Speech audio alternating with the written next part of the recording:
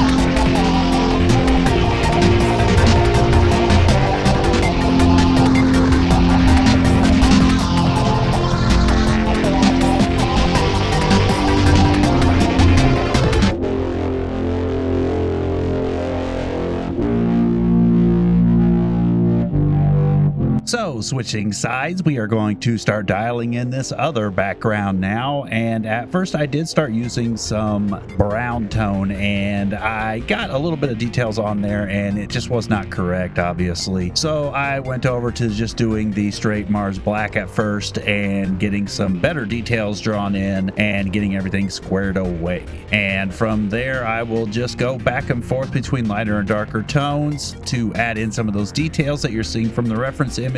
And this side ended up looking pretty neat as well. I work on the banisters and the rails and also these steps.